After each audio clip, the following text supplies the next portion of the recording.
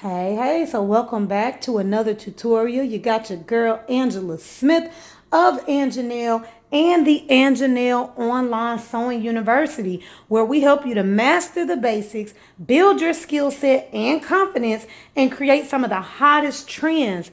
And we do it all virtually, okay? So, what are we doing today? Today, I want to show you guys how to make what's called a tent dress. There's actually a lot of different names.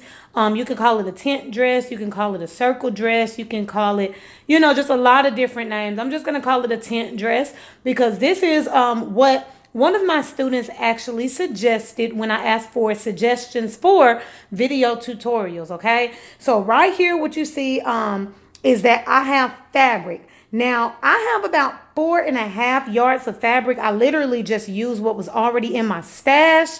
But for a floor length dress, okay, for a floor length circle dress, you're going to need more than 4.5 yards. You're going to need about, I'm just going to estimate about 6 yards. And then what you want to look for also is 60-inch width fabric, okay? So you're going to look for 6 yards and you want the fabric to be 60 inches. Typically, fabric only comes in about 44 inches or 60 inches, and then you have to specially order anything wider than that, okay? Because of the fullness, the flow of this style dress, you want the widest fabric that you can possibly find, okay? And you'll see what I'm talking about once we finish this up. So I only have 4.5 yards. Another thing, this material that I'm using is actually sheer. You can see my fingers through it. Again, I just used what's in my stash. So this one, after I finish it up, is going to be more so like a cover up for me. I definitely wouldn't mind wearing this on a trip with like a bathing suit on the beach. But if you want this dress for like spring or summer, of course you want to go with a thicker fabric. You can use a lightweight cotton. You can use a polyester blend. You might want to stay away from like the silks and the satins only because I know how hot those things can be, especially in like the summertime. It will be a beautiful dress if you use those materials, but sometimes you get a little hot, especially for this style of dress. If you want the dress to actually stand out, you want to use a little bit of a thicker material, but there's a material called neoprene that you can grab that will cause the dress to stand out where you can really see more of the circular shape, okay? So let's get into it. This one is going to be just really loose and really flowy. And again, it is sheer. So when I show the dress, I'll be wearing, shorts or something underneath it. So you need your fabric. I'm going to have my rotary cutter as well as I'm going to have scissors just in case. Typically when you're going around that circle shape, it's whatever works better for you. Sometimes the rotary cutter cuts better. Sometimes the scissors is better. I grabbed 5 bias tapes, okay? I grabbed 5 of them. I was debating between this material and a red, so I ended up going with red. So this is going to have red trim on it. I grabbed 5. I don't know if we're going to use all 5. I'll update that at the end of the video when I go back and edit it, just in case we don't need 5. And then, of course, you need measuring tape. You're going to need pens, and you're going to need chalk, okay? Don't forget, fabric chalk is the way to go. Do not use regular chalk because it is very, very hard to get out. Another thing I have is my yardstick. I have my yardstick again because we're dealing with just really a really big amount of fabric and the widest fabric. You want something like that opposed to your measuring tape, but you have your measuring tape to grab your measurements in case you don't already have it. Okay, so let's keep prepping. All right, another thing with this particular dress, I did make the pattern myself.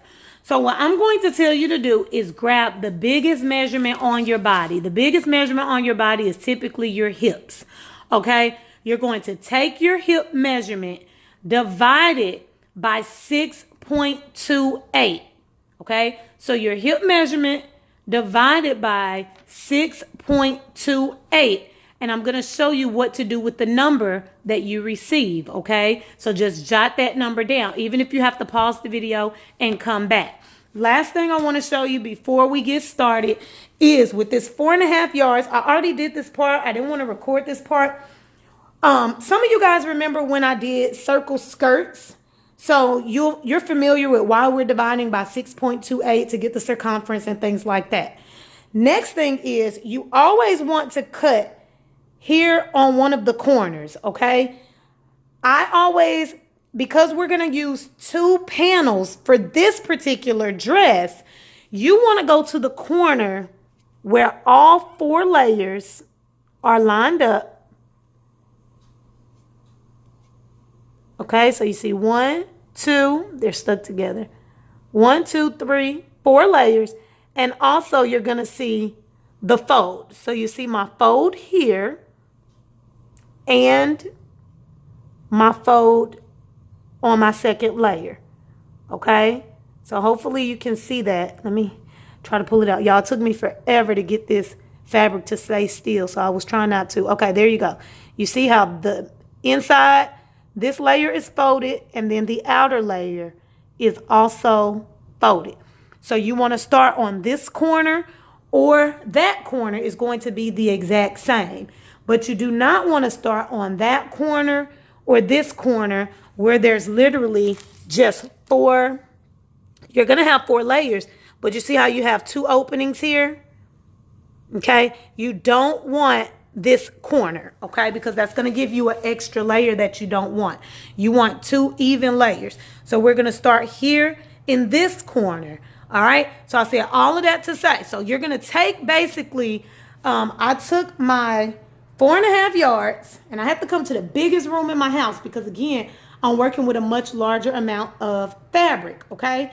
So I took my 4.5 yards, I folded it in half, and then I took that and folded it in half again.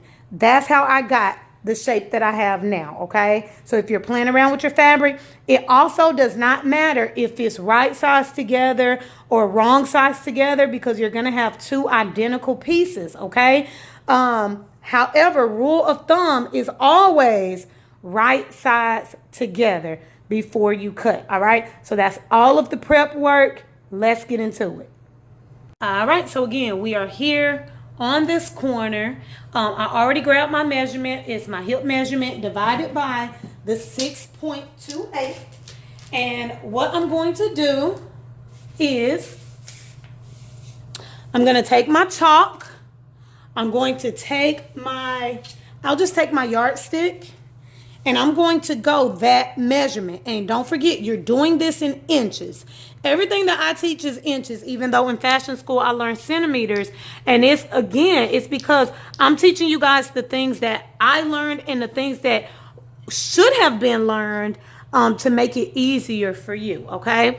So my measurement was 43 in the hips. I'm going to divide that by 6.28. That gave me about 6.84. So I'm just going to round it up to 7. I'm going to start just like this, okay?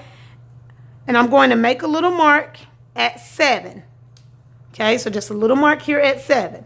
Then holding my end of my measuring, my yardstick at the exact corner, lining it up exactly with my yardstick, I'm just going to pivot it to the right just a little bit, and I'm going to continue with that 7-inch measurement. Okay, so you see how I'm doing that. 7 inches.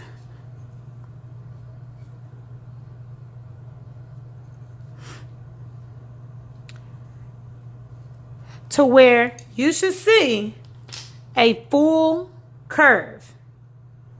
There's a full curve in this corner, okay? Now, before we cut that, because we are going to cut that out, another measurement that you should have grabbed is your length measurement. How long do you want this dress to be? Now, for me, I did want this dress to be floor length. I wanted it to drag the floor, but I did not have enough fabric. So what I am going to do is just go with the full length that is available to me. So what does that look like? I'm literally going to take my yardstick. I'm going to put it at the end of the last mark that I just made up against the side seam of the fabric. And I'm going to see how far I can literally go. Okay? Let me readjust my camera, guys. All right, so the furthest that I can go is literally, it looks like 34 inches. 34 inches in length. So what I'm going to do is very, very similar. Grab my chalk, and I'm going to make a mark at that 34 inches. Then I'm just going to pivot, just like I did before. I'm taking my yardstick, I'm moving it over slightly, and I'm doing 34 all the way around. Okay? Just making my mark at 34. So you're going to see a small curve here in this corner. Sorry, guys. You're going to see a small curve here. Then you're going to see a large curve out here. And that's going to go from one end. You're literally going to go from here all the way around till you make it to this side. Okay, so I'm going to do that. I'm going to stop. I'm going to cut. Sorry about moving my camera so much. I'm going to stop. I'm going to cut. And I'm going to show you exactly what that looks like. All right, so here is what it should look like. You see the curve there. And then you see here, curves all the way around. Okay, let's open this up.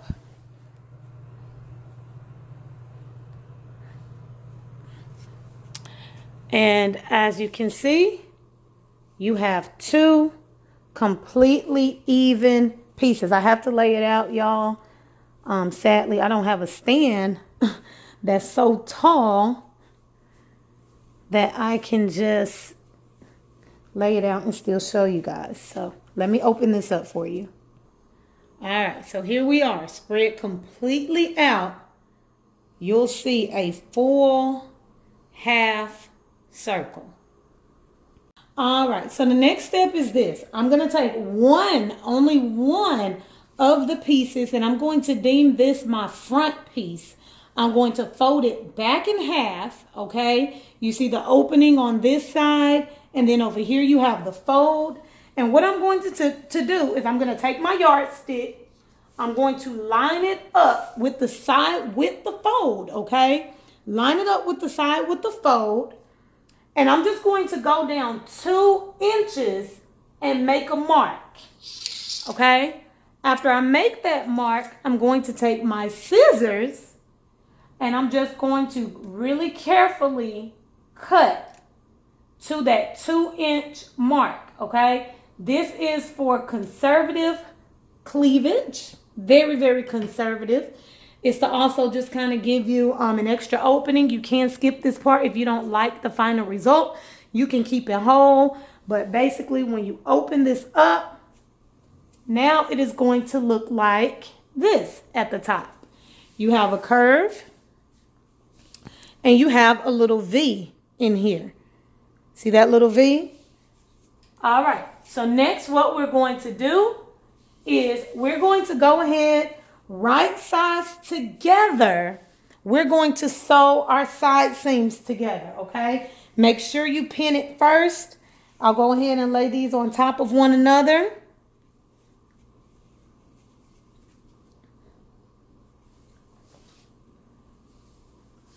All right, and keep in mind, the pieces should be completely identical outside of that V that we just cut.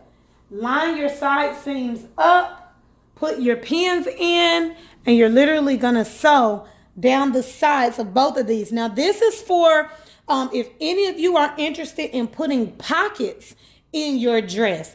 This is where you will put your pockets, is in the side seam. You'll have to go back and look at my tutorial where I did the maxi skirts. And I showed you how to do an inseam pocket. It's very, very easy. You want to cut 4 pieces, 2 for each side, and then you'll be lining up your pockets here. I'm not doing pockets on this dress, so I'm just going to sew completely down both of the side seams. All right, so this is what we have. If you notice, not only did I stitch it, I went ahead and did a zigzag stitch also on the side seams. You can do a zigzag stitch or you can serge it, okay? I highly recommend you doing one or the other. I love serging the inside of all of my garments. Lately, I've been having a couple of issues with my serger, so I did a zigzag stitch. If you're using a very thin fabric like this, definitely serge it. I also want you to go ahead and do all the way around the bottom of the dress, the full circle. Serge that as well because it will fray. This type of material frays very, very easily. All right, next thing we're going to do is we're going to put a gathering stitch in here. Okay, so start at this V opening here at the top where we made our little 2-inch cut. You're going to keep in mind, this is the widest stitch on your sewing machine. You're going to go here and you're not going to back stitch. And you're literally going to stitch, open that up, and go all the way around this circle, okay? This is the smaller of the two circles. You're going to gather, and we're going to end up taking off or gathering in about 7 inches. Now, if you remember, I'll go back. This curve, the smaller curve right here, this curve, we ended up taking our hip measurement. We went with the largest measurement on our body. So if I take my measuring tape and go all the way around this V and double it, it should be my hip measurement, okay? But we're taking about 7 inches off. We're not cutting it off. We're just going to gather it in by about 7 inches. So do the math. My hip measurement was 43. If I subtract 7, that leaves me 36. You're going to do that math. When you gather this in, you want to go back and double check with your measuring tape to make sure that this measurement is 7 inches less than what you started with. So let's go ahead and get our gathering stitches in there. Keep in mind, it's typically 2 stitches going all the way around, and then you're going to loosely pull those together, okay? And I'll show you in case you don't remember how to do that technique. All right, so I have my gathering stitches in here. As you can see, I'm going to get close. It's just 2 stitches in your biggest thread, okay? On my brother machine, it is stitch number 10. And you want to take the first one and line it up with the edge. I should have serged that, okay? So don't make that mistake because you don't want that to fray, but I'm hurrying. You want to line the foot up with the top first. Then you want to line the foot up with that first stitch that you just did, okay? And so you're going to have 2 lines that should look exactly the same, just like I have here. Then what you're going to do is you're going to grab the top 2 threads, okay? Leave the bottom hanging, just the top 2 threads. You're going to slightly pull it. And when you pull it, you see what happens? It bulks up a little bit, and you can take your finger and just guide it, okay? This is called gathering, okay? And you do this to make a garment a little bit tighter, but still really full. Like if you notice, it's not going to mess with the fullness down here, but this is going to make it tighter closer to the top of the dress where the neckline is. So we're only taking off 7 inches, so you don't have to gather it real tight. My machine, if you see the little ripple effect at the top already, my machine started gathering it for me when I was putting the stitch in because the material is so thin. So that's not uncommon with thin materials. Your machine will kind of gather it a little bit for you. So I'm only just going to do a very small amount of gathers on top of what my machine already did. I'm going from the opposite side. There we go. Those bottom threads were being stubborn there, okay? So if you watch me again, I'm just going to slightly pull, and you see how it bulks up right here? Take your finger and guide it, and that's what it's going to look like. You should see little bitty ripples in there, okay? So I'm going to just really gently do that all the way around, and then again, I'm going to take my measuring tape and I'm going to go all the way around. Let me show you how to do that, okay? Because I'm very, very hands-on. If you notice, I keep giving you steps, then I'm saying, well, let me go back and show you that. because I don't want anybody to be confused, okay? So right here where our V is, where we cut, and you have your inches, you're literally going to just line that up, hold it, and then just gently go around, grabbing your fabric and your measuring tape to verify again that it is 7 inches less than your original measurement. And when you have that done, let's go ahead and finish this bad boy up. All right, so I have my gathering all done. I know those strings can get the thread on the ends can get a little bit out of control. So cut them. Cut them short, okay? That's just a couple of inches. Don't cut them all the way off, okay? Just cut them short and kind of move them out of your way. Next, we're going to go ahead and open up one of our bias tapes. This is the one that I love to go with, bias tape, extra wide, double fold. It is 3 yards of fabric, as you can see. I have one already open here. When you open the bias tape, you'll see that they always cut it at an angle. What I always do, especially for this garment, is I go in, I take my scissors, and I even that up. I make that completely straight. So we're just gonna cut off that little piece. All right, let me move that out the way. Next, what we're gonna do is we're gonna take our bias tape, open it up, not all the way. Keep in mind it's called double fold. So we're just gonna open it up. Now, if you decide I don't want to use a solid color trim, I want to use the same color as the garment, which I absolutely love that look as well. Keep in mind you can make your own bias tape.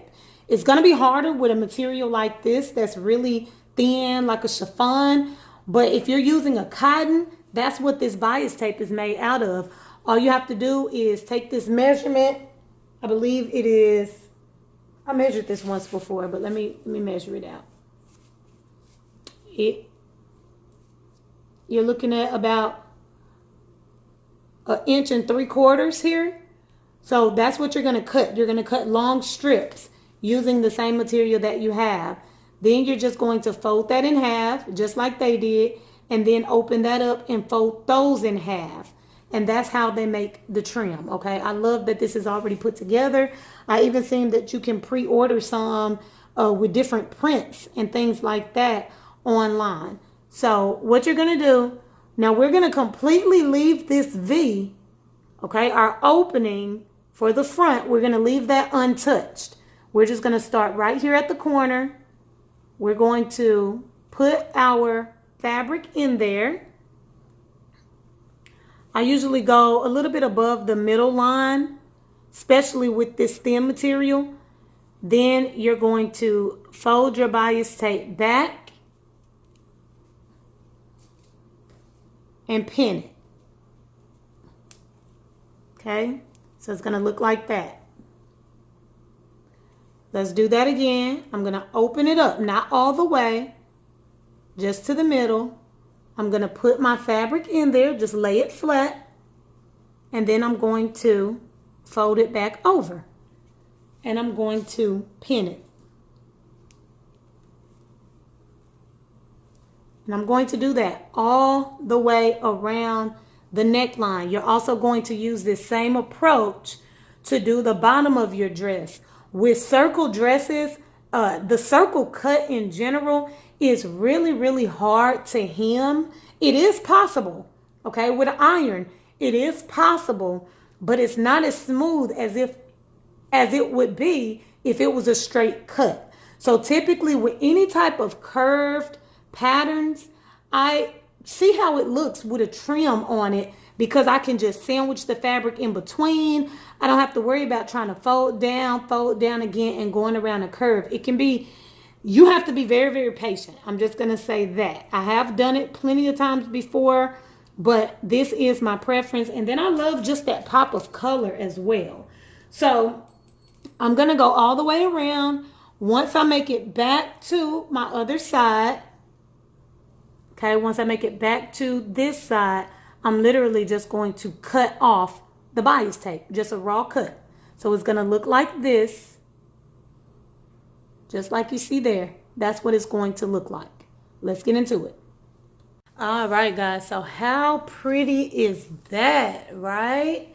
That trim looks so good. Now, if you remember, I said cut your gathering string short, but do not cut them all the way. The reason being is, if you remember, when we gather, after we do attach our waistband or whatever we're doing, in this case, we attach the trim.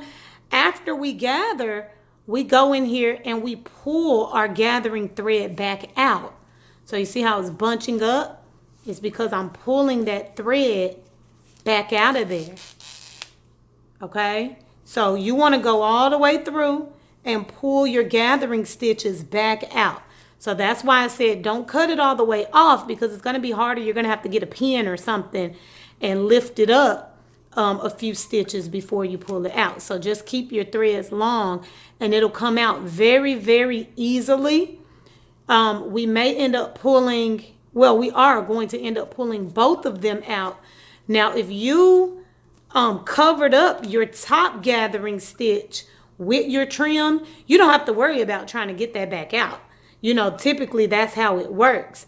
With my trim, I was a little bit off in some areas, so I may see both stitches, but for the most part, I'm only seeing one. So you're just going to take that, you're going to pull and get all of that black thread out, and then look at how clean and sleek it's going to look, okay? But you're still going to have a few ripples from where you gathered it, which I absolutely love, okay?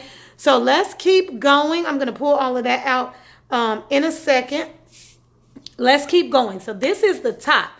And actually, part of this, where your side seams are, this is going to go under your arms. So I'm going to show you what it looks like on after we finish up. The bottom of the dress, again, I'm just going to do the trim. I'm going to do the bias tape on the end as well. So you're going to see that pop of red. I'm going to do it the exact same way. Now, I know you're probably wondering, what are we going to do with this V, this opening right here that we have? Well, we're going to take, now I didn't even use a full bias tape for the neckline, okay? So I'm taking the remainder of what I have. I'm going to fold that in half, okay? So I'm putting them together. I'm going to fold that in half. Okay? Then what I'm going to do is that halfway point, I could use a pen, but I'm just going to use my finger. I'm just going to hold it right there at that middle point.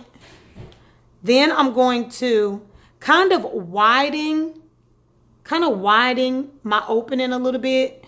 Widen. I'm saying that word all wrong. Okay. Then I'm going to open it up. And I'm doing the same approach. Again, I should have serged that. So I'm going to go back to my machine. I'm going to do a zigzag stitch to keep that from fraying. But once I do that, all I'm going to do, I'm going to get it right directly in the middle. And then I'm going to sandwich it. So if you notice, I'm doing the exact same approach that I did with the other part of the neckline. Okay. So then when we go to this side of the V, trying to make sure you guys can see me.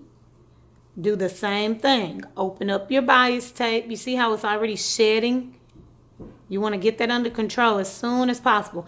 And see, this is where we started our bias tape. I'm going to just put that in there. All of that in there. Sandwich it in. Pin it. Now, there's two different ways that you can finish up this dress. You can literally only do your bias tape. I'm going to show you real quick.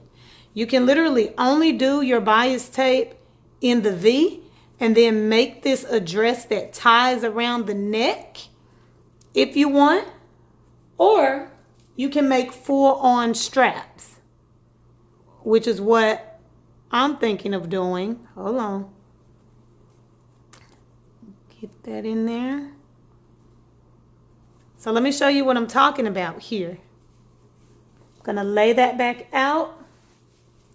And now, if you notice, look at the difference in the top of my dress. Now I have these straps right here. That's where that V was. See that? How cool. And you can literally put this around the neck. You can close off your ends and you can tie it and let it hang on your back. Or you can, after you sew this, you're going to close up. You still have to close up the bias tape all the way down. And we can go back in. We're going to have to open up this part of the neckline. Open it up, run your bias tape in there, and make straps.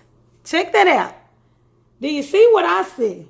And I'll show you how to do both. Okay, so starting with just tying it is literally as simple as what I just said. I'm about to take this back off so that I can do my surge or my zigzag stitch in this V area because I don't want it to fray too bad. You see all of my threads already coming. So I need to go clean that up. I'm going to take out the rest of my gathering stitches. And then again, we're going to finish this up and I'll show you what it looks like on. All right, so as you can see, this is coming along, okay? And you may not still be able to tell while it's laying flat, but it's definitely coming along. I wanted to come in and zoom in on this area because as you notice, I did add my trim all the way around. I'm not going to sugarcoat it, you guys. I used almost every single pin that I had on my pin magnet. This is a huge circle, which is why I purchased 5 of the bias tape. I was close. I used 4 total for this dress. So if you are, let's say, a size 10 or up, you're going to need 5 of the bias tape. So I was good on that. I just kind of estimated off of experience of working with the huge circles. I wanted to zoom in on this part because when I add my trim to areas, especially like the full bottom, I have a technique that I use to close it up so that it looks really clean, it looks professional, and you can't tell where I started and where I stopped. As you can also see, I went back in on my ends and I did a zigzag stitch, almost like a surge, going all the way around the bottom, okay? But let me get into why I left this opening here. And this is all the rest of my bias tape. So I'm going to show you what I do. All right. So also let me add that when you know you're going to use a lot of your bias tapes, it's good for you to go ahead and stitch them together. So I opened up 3 packs of my bias tapes and I went ahead and stitched them together so that I can do one full stitch all the way around the bottom of this dress. I also made sure that I fully loaded a new bobbin in my sewing machine because this is a very, very long stitch. I hate running out of fabric in the middle of a stitch. It's one of the things that drives me insane. So I refilled my bobbin, and you just got to really prepare yourself. Like I pinned the bias tape on. I pinned it on. So literally, I mean, I used a lot of pins, so you have to be patient and you have to just really sit down and prepare yourself. Okay, so I left this opening here. Total is probably about 5 inches, probably about 2.5 inches that way and about 2.5 inches this way. As you can see, this is my side seam right here. So what I did was when I started, this was my starting piece, I just waited. You know, I put it up against here, overlapped it just a little bit, maybe about 1/2 inch there, 1/2 inch over my seam this way. And then I took my 2.5 inches and I started the stitch 2.5 inches away from the beginning. Then I did the same thing when I made my way all the way back around to this side. I stopped about 2.5 inches before you get to that side seam. So let me show you how I do this.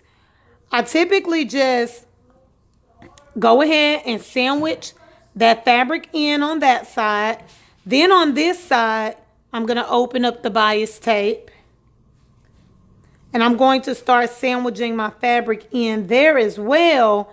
And I'm just going to slightly overlap it. Okay, so you see that's my starting piece here. And then this is where I'm overlapping it. And I'm just going to hold my finger there, take my scissors, and cut. Okay, so that's just one portion of it. So that, as you can see, it overlaps. But instead of just putting it on there and overlapping it, because that's not a professional look to me, that's not a clean look. if it overlaps. What I do is I open up both sides of the bias tape. Okay, so open it up. Then what you want to do, right sides together, so you're just literally matching up the folds, okay, the creases that you opened up. Then you're going to pin that. I could just do one pin directly in the middle here. Then I top stitch here, go down, back stitched here. Then I open it up, fold those two back up, and continue to sandwich my bias tape in, okay? Let me explain that again. Open up both sides, close the stitch, okay? So back stitch here, go all the way down, straight stitch, back stitch here. Then you'll be able to take your pin out. You'll be able to flip your bias tape open and just literally fold it back on the seams, okay? I'm just going to give you a rough estimate because my pin is still in there. And literally you're back to just having a single piece of bias tape. Then you do what you've been doing. Sandwich it in there. Pick back up where your stitch was. End your stitch where you left off, okay? So I'm about to go do that. Next thing you're going to see is this on my body. I'm still going to show you how it looks when you tie it around the neck. Y'all, I don't know why I kept calling the V at the top of this dress. I don't know why I kept calling that cleavage, y'all. Please forgive me. That's the neckline. And you're going to see when I actually put it on what that looks like. And you are going to say, this girl was tripping this whole video. I don't know why I kept saying that. I kept trying to correct it. So I hope I didn't confuse anybody. 1 minute I said cleavage, then I said neckline, then I said cleavage, then I said neckline. It's the neckline, okay, y'all? I'm sorry about that. All right, next thing you're going to see is this on my body, you guys. Have fun with this dress. All right, so you guys, are you ready? This is the finished product. As you can see, I'm stepping far, far, far back, yet the camera is still cutting off the full circle. I still have ruffles here in the middle that can be extended all the way out, okay? So I wanted to show you this. Look at how big it is, and look at how it falls when it falls. It's so gorgeous. Let's look at the back. Here is the back of the dress with the tie here from the bias tape. I decided that I am going to keep the tie because I loved how it turned out, but I am still going to show you how to finish this up another way. If you actually want straps, even if you want to crisscross it at the back, I'm going to show you how to do it on a mannequin because it's really hard at this stage to try to do it on your own body, especially if you're doing this for a client. You can do this on a client's body, but not on your own. So I'm going to show you how to do the second version of this dress on a mannequin. All right, so I have the dress on my mannequin, okay? I just literally threw it over her head. And this particular dress for a mannequin is very similar in size to myself. So if you're doing a lot of designing for yourself, if you're also designing for clients that's similar to your size, it's always the best idea to get a mannequin that is your size or the size of majority of your clients, okay? I'm not going to get into actual like draping. You'll learn that in future classes. But let me show you how I go about attaching straps because, again, it's really hard to do on your body. So we're just going to pull this up. I'm even going to just put a pin here to keep it in place right here in the middle. Then I'm going to turn her around to the back and make sure it fits just like it's going to fit on your body. That's why you get a mannequin that's your size because you know exactly how it's going to fit. Okay, this is exactly how it fit on me. So if you notice in the middle of the back of the mannequin, this would be literally the middle of your back. Okay, so again, you'll learn that in my draping class. Let's say we wanted to crisscross these straps. Well, you want to make sure that X is literally right in the center of where the middle back is. Then all you're going to do is you're going to make a marking in your bias right here. I do that with the pen. You can also do that with chalk. And then you're going to pull the strap pretty tight to make sure it fits tightly on your body. And you can literally just put a pin in the bias tape as well. Now, I'm not going to cut this. Again, I'm not going to cut this. So you'll just have to kind of follow my video instructions. What you would do to attach the strap, you would cut this about 1 inch from where your pin's aligned. Okay, so if you put a marking here and you put your strap up to it, go about 1 inch from where the bias tape ends here and then cut it. So you see, you're going to cut all of this off. Then what you're going to do with the little inch that you have left, you can fold it once, then fold it twice, just like you would do a hem. Then you're going to pin it down. I'm just going to tuck that. You're going to pin it down, and then you're going to go back over the stitch that you have here and do a stitch on top of the bias tape. So again, a stitch here and a stitch here. And you're going to do the exact same thing on the other side. Let's say you want straight straps. You don't want them to crisscross. Well, it's the exact same way. You're going to pull it tightly. You're going to make your marking so that you know exactly where your marking is here and on the strap. And then you're going to align those, okay? Hem it. You don't want to just cut it and stitch it on the top, or cut it and just stitch it inside where you can see that raw cut. Okay, that's not professional. You want it to have a good, clean, professional look. So that's why you're going to cut it 1 inch, fold it once, fold it twice, just like you would do a hem, and then you want to stitch it on the inside of the actual garment. Okay, so I hope that helps. That would be just as beautiful. Let me tuck these in so you can see how that would look if you had straps.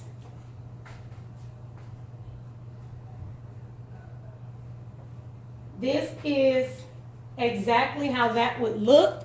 So as you can see, it's still very, very beautiful. That one is crooked, but you get the point.